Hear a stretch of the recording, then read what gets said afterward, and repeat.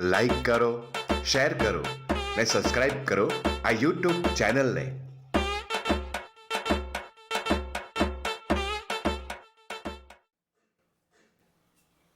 આ ચકુડી છે ને એની જાતને બહુ હોશિયાર સમજે છે. આજે તો એની જ કડાઈ કરી નાખો. આ બોક્સ છે ને એમાં મીઠાઈ છે. મંદિરમાં મફત પ્રસાદ મળે ને એ 15 દિવસથી લઈ મેં આમાં ભેગો કર્યો છે.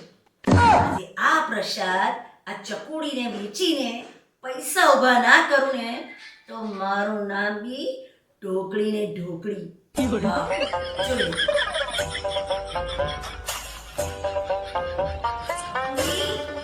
ઓ ચકુડી, મોટી બેન, પેલી ઢોકળી આવી ગઈ છે. જા જા, આપણે ચાલુ કરી દે નાટક.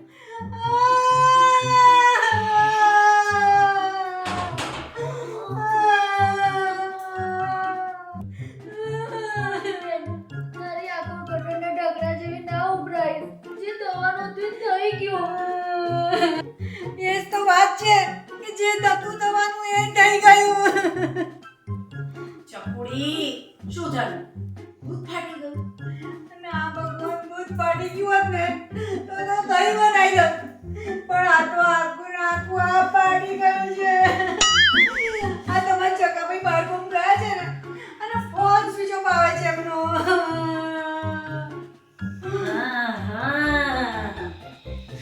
એટલે તમને ચકાભાઈની યાદ આવે છે. યાદ તો આવે જ ને. આ શોપિંગ કરવા પૈસા ખૂટી ગયા હશે એટલે. ના રે, વાત એમ નથી. આ તો છે ને મારી બેનના મગજમાં ગોબો પડ્યો છે. હે?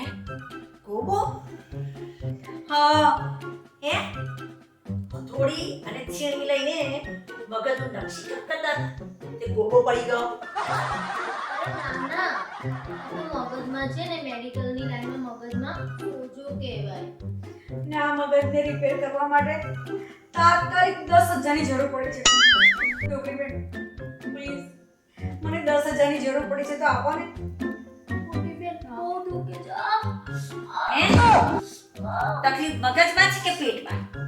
ગોબો મગજમાં પડ્યો છે અને પેટ દબાવે છે. બોલો. નાના, મગજમાં બહુ સાંકળ મારે છે. હવે ખોટું શું બોલતા હશો? ના ના, મારી બેન સાચું જ કહે છે. મારી બેન ખોટું નહીં બોલતી. બસ ડોકરી તારા સમ તો ખાવાના અને મારું મગજ બી નહીં ખાવાનું. એટલે ઢોકળી તું પાડોશી તરીકે મને 10,000 ની મદદ નહીં કરે? હા, ગુજરાતી ભાષામાં બિલકુલ ના. તારી પાસે મારી આટલી વેલ્યુ? મારી આગળ નહીં, પૈસા બાબતમાં આખા ગામમાં તારી ક્રેડિટ નથી. આ પૈસા લીધા પછી તું કોઈને પાછા આપવાનું શીખી છે? તું પૈસા નહીં આપે એમ ને? હા, નહીં આપે. હું તો શું આખી બિલ્ડિંગમાં તો શું આખા એરિયામાં તને કોઈ 1 રૂપિયો પણ ઉછીનો નહીં. ડોકરી, મને ચેલેન્જ ના આપી. બોલ, હું ગમે ત્યાંથી ઉછીના પૈસા લાવીને બતાવું તો તું મને 10 ના બદલે 20,000 આપીશ? લે, હું કઈ ખુશીમાં આપું? રહેવા દો મોટી બેન. આ ઢોકરી બેનનું તો કઈ કામ જ નથી. એની તો ખાલી મોટી મોટી વાતો. એ અમે ખાલી વાતો નથી કરતા હો. આ જો તારી મોટી બેન છે ને એ સાંજ સુધીમાં 10,000 રૂપિયા લાયા આપે ને તો મારે 20,000 આપવા. ફરી ના જતા હો. એ ફરી જાય બીજા. અરે હા, હમણાં સુધી તો બહુ દુખતું હતું ને. ખાવ બે ના જોયા તો ફેંકું. મને તો આ બીમારી છે ને એ નકામી જ લાગે છે, ફેંકું જેવી. તમારું શું થશે? અમારું નહીં, તારું શું થશે એ ચિંતા કર. સાંજે 20,000 છે ને તૈયાર રાખજે. અલી ગલકી, આ તને હરકી એક્ટિંગ કરતા નહીં આવડતી? ઓ મોટી બેન ભૂલથી પેટ પર હાથ જતો રહેલો. તને ખબર તો છે કે આ ઢોકરી છે ને હરતું પડતું સમાચાર છાપું છે. આ તારી પેટની પોલ ખબર પડી ગઈ હતો? ઠીક છે, આપણે પેલી ઢોકરીને કહેતા તો કહેવાય ગયું, પણ આપણે 10,000 આખા ગામમાં આપશે કોણ? તું શાંતિ રાખને. હવે મારે કઈ ઝોલ તો કરવો જ પડશે.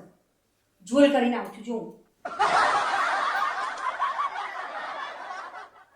બગલી, ઓ બગલી, અરે બગલી કઈ ગઈ? મારી પાક્કી બેનપણી બગલી ક્યાં છે? હા મરી અરે મારે મારા દુશ્મન તું શું કરો મારે બગલી આજે તો હું બહુ જ ખુશ છું કેમ ઘરે કેસનો બાટલો આવ્યો? ના રે ના તું તો જાણ મારા ઘરે બાબો આવ્યો ને એવી વાત કરે છે પણ વાત શું છે એ તો કે વાત એવી છે લે આ તારા માટે છે ચોખ્ખા ઘીની મીઠાઈ લાવી છું ખા પણ આ મીઠાઈ કઈ ખુશીમાં લાવી છે? આ બિલ્ડિંગની છે ને તું સેક્રેટરી બનવાની છે હે હા ખરેખર? હા તે કરેલા સમાજ સેવાના કામની યાદ કર પણ મેં તો એવા કઈ કામ નથી કર્યા. તારી આજ તો મહાનતા છે યાદ કર પેલી ભજીયા પર એટલે પેલી કજિયાખોર મંજુડીને તે 2 દિવસનું વાસી પનીરનું શાક ખવડાવી દીધું તું તે પછી હોસ્પિટલ ભેગી કરી દીધી હતી ત્યારથી આ ઘરમાં ને આ બિલ્ડિંગમાં કેટલી બધી શાંતિ છે અરે ગાંડી તારા આ બધા કામ જોઈને તો મેં છે ને બિલ્ડિંગને બધાને જ કહી દીધું કે હવે તો આ બિલ્ડિંગની સેક્રેટરી બગલી જ બનશે હા જો મને આ બિલ્ડિંગની સેક્રેટરી બનાવવામાં આવે ને તો હું દરેકના સુખ દુઃખમાં ઊભી રહું અને મારી દરેક વાતમાં હા જ હોય. મને હતું જ કે આ બગલી કોઈ પણ કામમાં ના નહીં પાડે ને બિલ્ડિંગના દરેક વ્યક્તિની મુસીબતમાં ઊભી રહેશે ખરું ને અત્યારે તારે સમાજ સેવાના એક કામમાં હા પાડવાની છે કરીશ ને અરે પણ વાત શું છે એ તો કે ચાલ ને હું તને એક મેટરમાં લઈ જાઉં છું ત્યાં તારે કશું જ બોલવું નથી ખાલી ડોકું લઈ જઈને હા કરવાની છે હા ચાલ ધીરજલાલ હા આવી ગયા તમે? હા આ તમે કીધું હતું ને એ મુજબ આ બગલી બેનને લઈને આવી ગઈ તો તમે તૈયાર છો ને? હા હા આ બિલ્ડિંગના દરેક સદસ્યની ભલાઈ માટે હું રેડી જ છું અને મારી દરેક વાતે હા છે.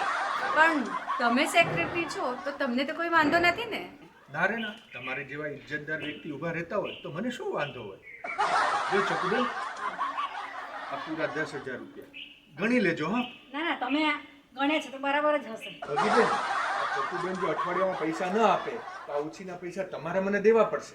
હા પણ આ મેટર શું છે મને કંઈ ખબર ના પડી. તો તમને આ મેટરની કંઈ ખબર જ નથી? હમણાં કલાક પહેલા ચકુબેન મારી પાસે આવ્યા હતા. ધીરજભાઈ આવો આવો ચકુબેન. ધીરજભાઈ મારે તમારું એક કામ હતું બોલો ને. આ મારું નવું લીધેલું એક્ટિવા ખરું ને તો શું તમારા પેટ્રોલ ખાલી થઈ ગયું? ના મારે એક્ટિવાનો આજે હપ્તો ભરવો પડે એમ છે જો હપ્તો નહીં ભરું ને તો મારું એક્ટિવા ઉઠાઈ જશે તો મને 10,000 રૂપિયા ઉછીને આપો ને આ તમારા ભાઈ બહાર ગયા છે ને આવશે એટલે આપી દઈશ એ ના હો, તમે ઉછીના લીધેલા પૈસા પાછા જ ક્યાં આપો છો ચકુબેન?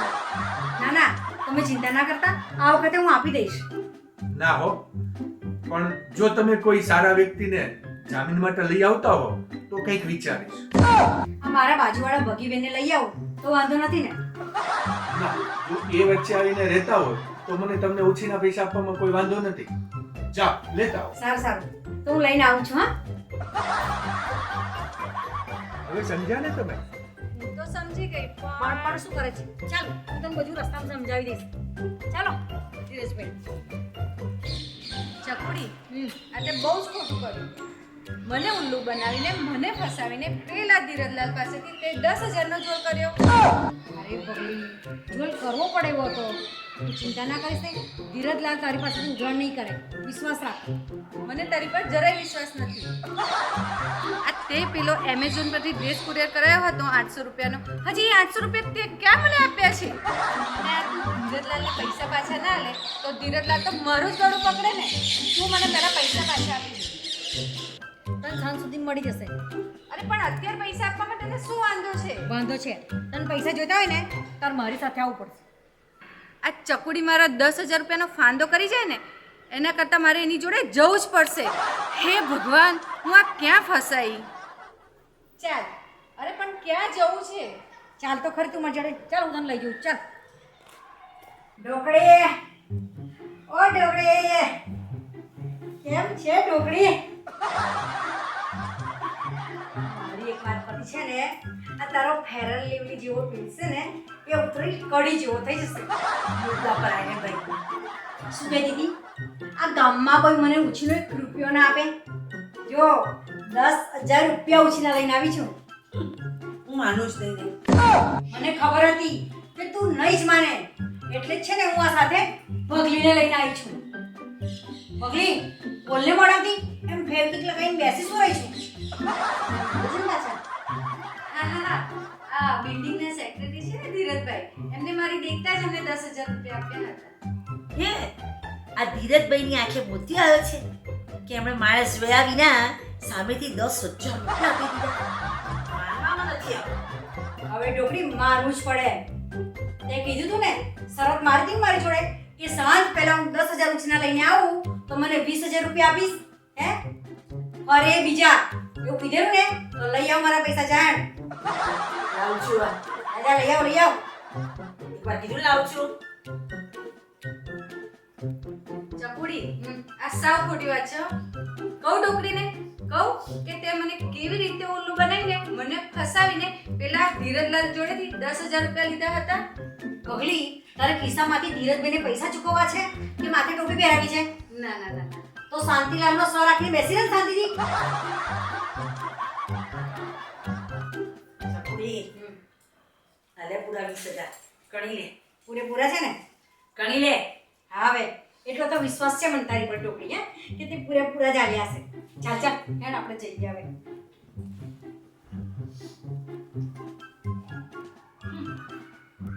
ભોગ લાગ્યા મારા ત્યાંની જોડે શરત રાખી ચાલ મળી હા કે પગલી ઓ ચકુડી આ તો કેવી બાઈ છે આ પેલા જમીનના 10,000 રૂપિયા તો અને લે આ વાતો તો ભૂલી જ ગઈ લે આ 10,000 રૂપિયા પાછા આપી દેજે ધીરજભાઈને વાપરી ના ખાતી હા તો હું કઈ તારા જેવી નથી લે આ તો ઉપર છે ચોર કોટવાલ કોદાટ